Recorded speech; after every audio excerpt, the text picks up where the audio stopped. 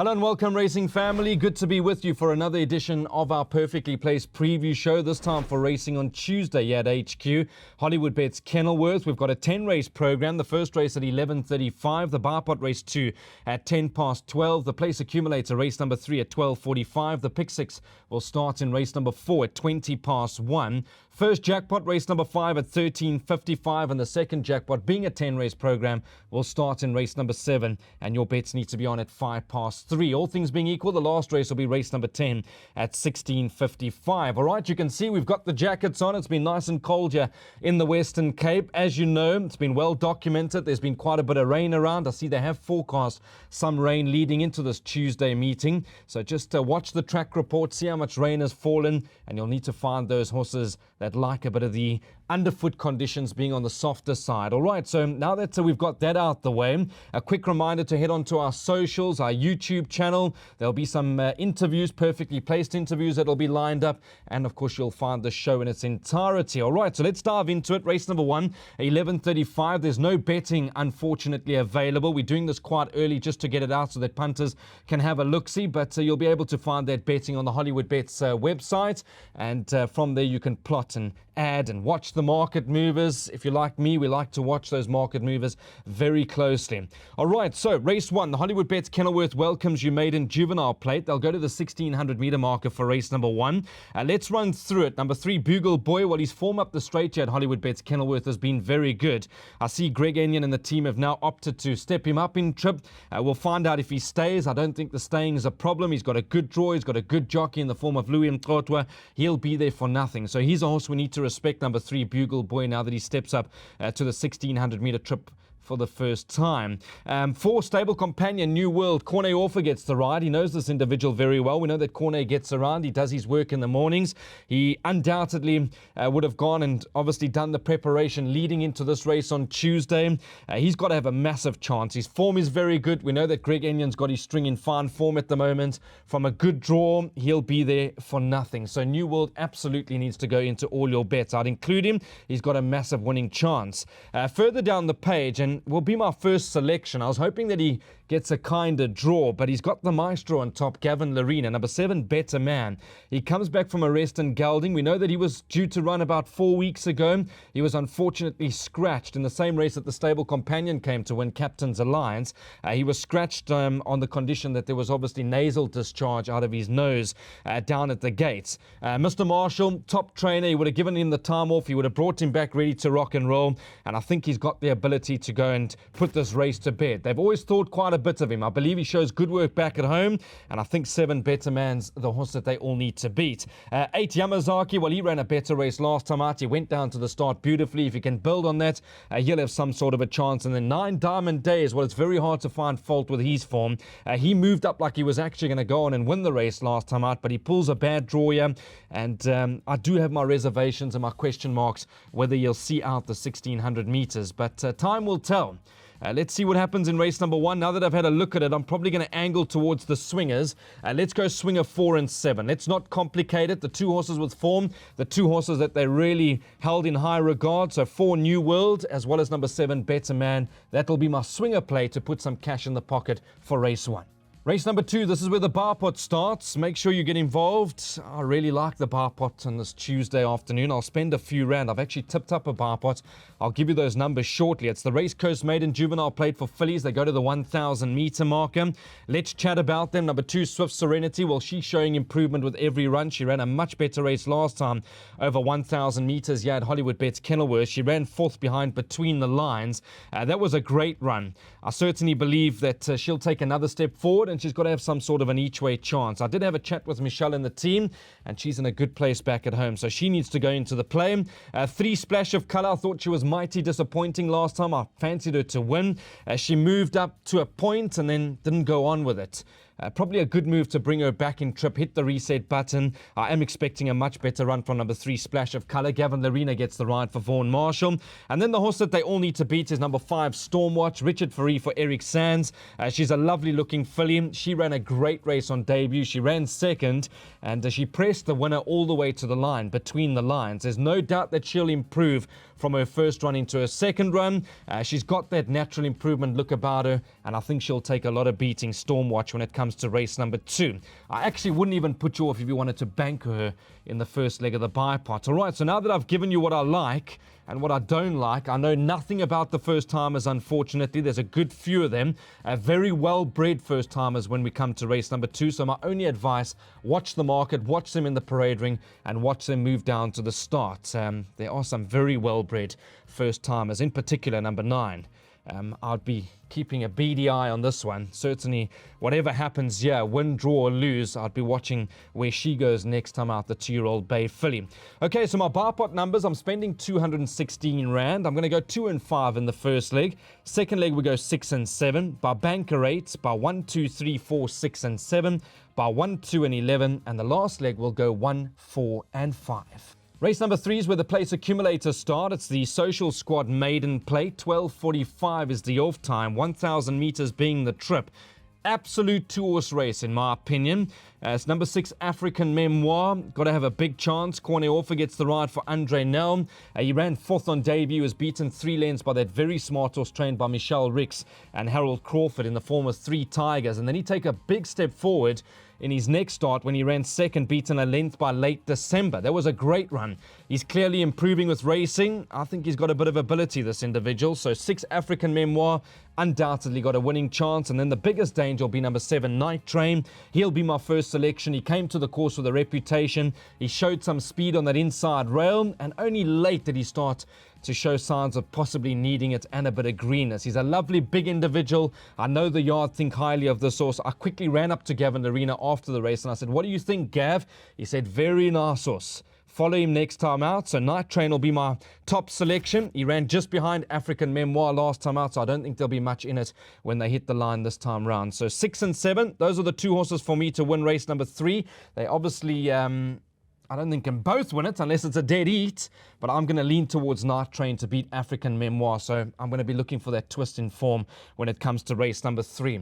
Pop that slide up. We're going to go and back this horse on the nose. Night Train, I think you'll see some big improvements from his first run into his second run. Race number 4 is where the pick 6 starts. You need to get your bets on by 13:20. It's a celebrating Centurion member, Robert Bloomberg's birthday. It's a maiden plate. They go to the 1,400 meter marker. Happy birthday, Robert. I've no doubt you'll be watching this preview from myself. Everybody that works here in the Western Cape plays their part. And of course, the racing fraternity. We certainly hope that you had a wonderful day. And may this day be a profitable one for you as well. All right, so I'm going to go with one horse, and I'm going with him in a big way. He's my anchor.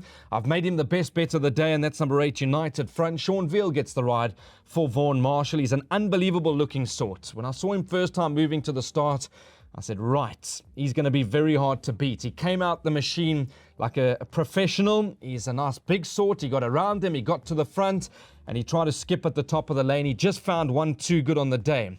I'm of the opinion it's only greenness that beat him first time out, but he was beaten by a very nice horse in the form of Star Major. In fact, just for punters that like that little black book, that form line on the 21st of June, put that into the black book because that's going to produce winners. So this horse, if he's made the improvement back at home, which I think he has, he'll be very hard to beat. Yeah? Sean Veal will be smiling, I'm sure, to get the ride back on him. I'm not too concerned about the wide draw. He'll come out, he'll be on speed, and his class should prevail when it comes to race number 4. If you are looking for a few dangers and some spooks to beat him, perhaps the stable companion number 3, Sierra Sagrada. I was very disappointing with his last run, but I see he's been rested and he's been gelded. So he got the unkindest cut of all. He's got a good draw. Gavin Larena knows him very well. He should be there for nothing, and that could be the only danger, the stable companion number 3, Sierra Sagrada. But I don't want to know. I'm going to put my chest out. I think this horse, number 8, United Front, is a very smart horse, and we can go and back him in a big way, start a few multiples for the rest of the day. Race number 5 is where the first jackpot starts. 13:55, the race Cape powered by Hollywoodbets. It's a maiden plate for fillies and mares. They go to the 1,400 meter marker. It's quite a tricky race. I'm going to take you through a good few. Number 1, Apricity. If you can, go and watch her last run. She was a long way back turning for home, and she really caught the eye late. She stayed on beautifully for second. She was drawn poorly on that occasion. She was drawn widest of all. It's a completely different story now. She's drawn 1. She gets the services of Richard Fareem. She's got to have a big winning chance, number 1, Apricity. She's clearly making the improvement expected from run to run. So she's got to go into the play. Number 2, Kisses. Well, she's come well. Since they've tried her over some ground, she's certainly come well. Aussie Noach knows her well for Shane Humby. She's also got a good good draw. She likes to be on speed. You can make a case for number 2, Kisses. 3, Pacific Waters, even though the market didn't suggest that she was fancied first time out, she ran a cracker. Gavin Larena now gets the ride for Justin Snaith. It was a big field. She caught the eye on that inside fence. They quickly make the mark to step her up in trip. 3, Pacific Waters needs to be included into the play. You can make a case for number 4, Taylor's Version. Grant Fanika gets the ride for Candice Bass-Robinson. Good draw. She's been nice and consistent of late. 5, Clouds Clearing. I think you'll see a big run from this 2-year-old Bay filly. Muzayeni rides for Justin Snaith. Always great having this combination team up. So 5, Clouds Clearing. 6, Special Glamour. Better run last time out. She ran second over 1,400 meters. Corne Offer gets the ride for Andre Nell. And the last horse I want to chat about, number 7, Louis Star. By now I thought she would have exited the maiden ranks. She got a lovely action. Louis Mkotwa gets the ride for Greg Enyam. I know it's a tricky draw, but she'll be running on strongly. So you can just see by me running through 1, 2, 3, 4, 5, 6, 7 horses how tricky it is, the first leg of Jackpot 1. If you really said to me, Brandon, I need a winner in race number 5, give me something to go to the tote window and have a bet on, I'd probably lean towards Apricity number 1, the ride of Richard Ferree. How are we going to make money in race 5? Well, I'm going to tip a jackpot up. Jackpot 1, I'm going to spend 168 Rand. First leg, I'm going 1, 2, 3, 4, 5, 6, and 7. Second leg, I'm going 1, 2, 4, and 11. Third leg, 1, 4, and 5. And the last leg will go 5 and 7. Race number 6 goes off at 2:30. It's a celebrating Centurion member Etienne Braun's birthday. It's a class 4 over 1,000 meters. Again, happy birthday to Etienne. A big name when it comes to the sport of horse racing. He's certainly spending money. He's got some lovely horses at the moment. So from everybody, happy birthday, Etienne Braun. Race number 6, well, it's a good race. I'm going to lean towards the 2-year-olds as being my trump card. 1, Churchillian, well, he's very well related. I think he's a very nice sprinter in the making. He's a 2-year-old bay colt. He's a lovely horse. Aldo Dume gets the ride for Candice Bass-Robinson. He ran a cracker. He ran the race of his life last time behind Absolutely Yes. That was in the Somerset 1200, the listed event back on the 1st of June. It was a driving finish and he got nailed on the post. We know that Absolutely Yes has come out to win the Langeman and he's very highly rated by the stable of Justin Snaith. So I think Churchillian will go well. Aldo Dume does a lot of work back at the Milnerton training facility. He'll put this horse in the race, and I think his class will prevail when it comes to race number 6. It's never easy though, is it? I know these horses will be turning 3 come August, but it's still never easy. They're immature. They're still learning the trade. They're taking on older horses that have been there, done that, got the t-shirt. But I think quite a bit of number 1, Churchillian, and he will be my top selection when it comes to race number 6.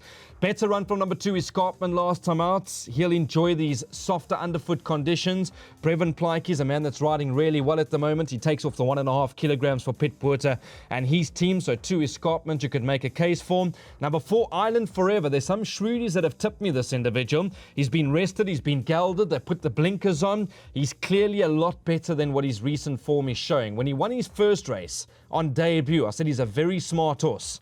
So they've gone for the rest, they've gone for the gelding, they've gone for the blinkers. So they're trying. Trust me, they're trying everything when it comes to number 4, Island Forever, to get him back into the winner's enclosure. And then one big mention for number 11, October Storm. Held in high regard. He won a cracking race on debut. We know that Vaughan Marshall did quickly mention that when this horse steps up in trip, he could be a serious horse in the making. Gavin Larena gets the ride again.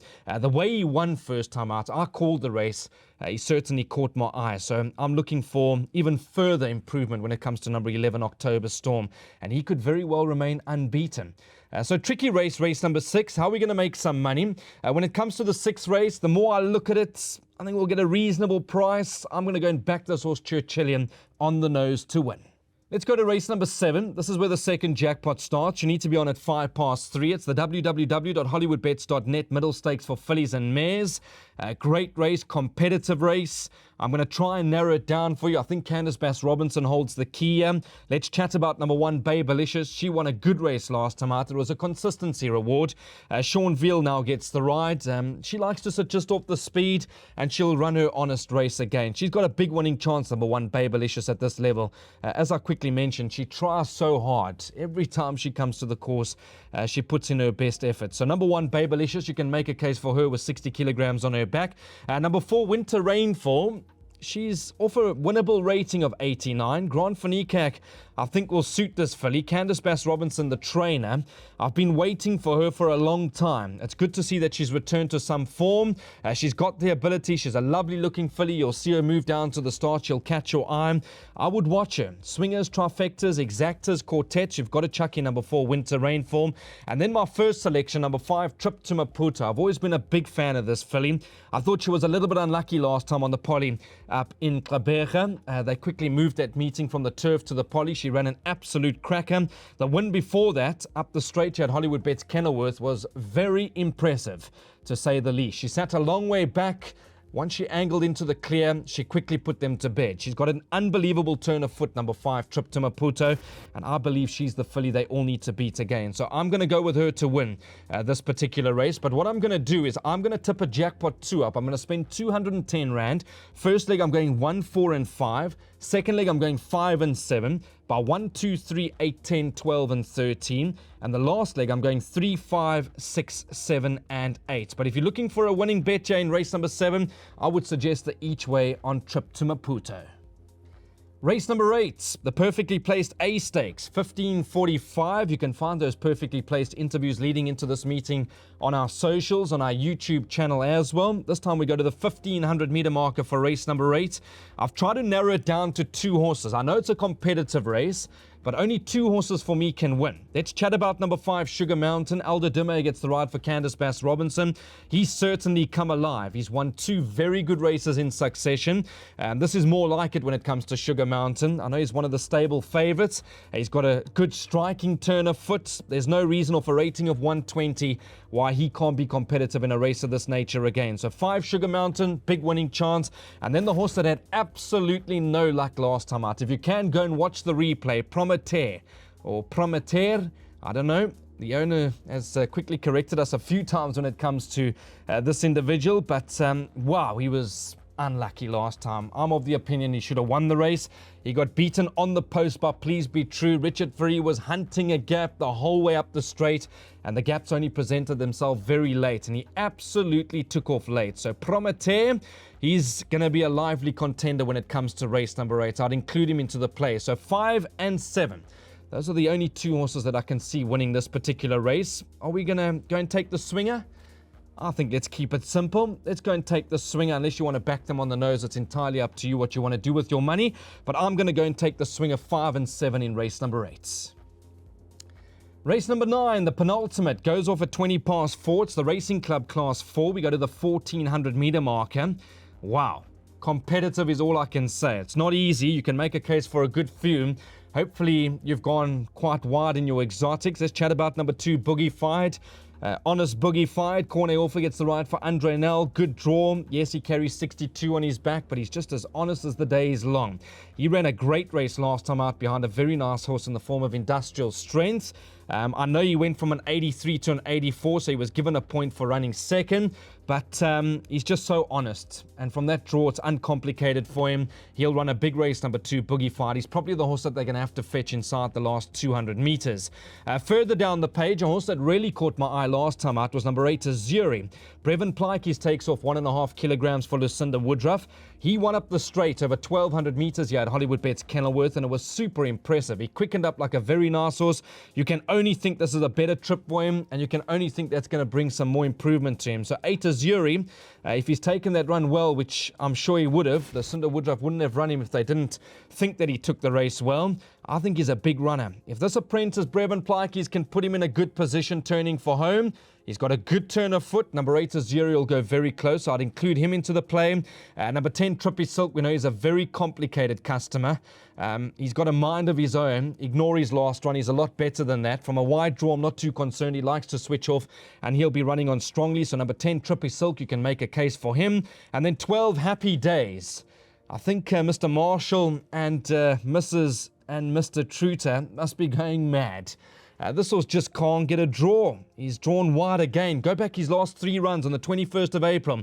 Drawn 15 of 17. I know that was up the straight, so it's not a problem. But 1400 on the 25th of May, he was drawn 7 of 11. 17th of June, he was drawn 12 of 12. And he gets going when the race is all over. So watch him late. He's got a good turn of foot. Had he been drawn better, I probably would have made him my first selection, happy days. But he'll run a big race. Gavin Larena is a maestro. He'll put this horse in the right position. And then 13 War Chariots. Well, I think similar comments to him. He needed to draw better over here to have a good winning chance. But his form has been very good. He's as hard as nails. Richard Faree knows him well. And if he can beat the draw, he'll run a good race, number 13 War Chariots. I don't like the look of the race. I think you can make a case for a good few over here. You're going to have to go wide in your exotics. A decent price. I'm going to take my chances and hope that Brevin Plykes gives us also a good ride. Azuri. That's my each way play in race number 9. Race number 10, the lucky last, 16:55 is the off time. The Hollywoodbets Bright Future C Stakes. They go to the 1800 meter marker. It's a very tough race to end off proceedings. It's not easy. Hopefully by now you've got a few rand in your back pocket and you can just go maybe an each way win bet just for an interest. But I like number 7, King's Quest. Very hard to look past him the way he won last time out. Grant van Niekerk put him in a great position. It was a good ride and he hardly came off the bit. He won impressively. He went from an 80 to an 84. My only concern is the big weight of 64. Never easy for horses to win with that sort of a weight over this trip, but 7 King's Quest, he's got a touch of class, and I think he'll take a bit of beating again. You can make a case for number 3, Elegant Noble. He's had a stop-start career, but it was a better run from him last time when he ran on nicely. He ran 3rd behind King's Quest. Brevin Plykes takes off 1.5 kilograms for James Crawford. Good draw, so 3, you've got to include Elegant Noble. 5, Arbitration. He's not one to put the rent money on, but he's been nice and consistent of late. I do give him a good trifecta swinger and quartet chance. And then even further down the page, number 8, Water Dragon, back from a 70-day break. I'm not sure where they are in terms of preparation, but he's got some good form. Sean Veal gets the ride for Vaughan Marshall. He ran a good second to Land of the Rising Sun last time, and his run before that, he ran 5th, beaten 2 lengths from a wide draw to Chasing the Rainbow. It looks to be a very smart horse trained by James Crawford. So Water Dragon's also got some sort of an each-way chance. I don't like the look of the race. If I came to the lucky last and I was looking for an interest bet, I'd go and back number 7, King's Quest. So put that slide up. That'll be my win bet in the lucky last Jad Hollywoodbets Kenilworth. All right, so that's it from my side. Thank you very much for watching. It's just a preview to help you. You can add, subtract in those exotics. Please play around with those selections. Let's hope that we can make some money. There's been some good racing. Obviously, you would have enjoyed the Hollywoodbets Durban July, but now we look forward to that big meeting, the Gold Cup meeting at the end of the month. It'll be run on a Sunday at Hollywoodbets Greyville to bring the curtain down over there. From myself and the rest of the team here in the Western Cape, sit back, relax, enjoy it, and we'll chat again soon. Bye-bye.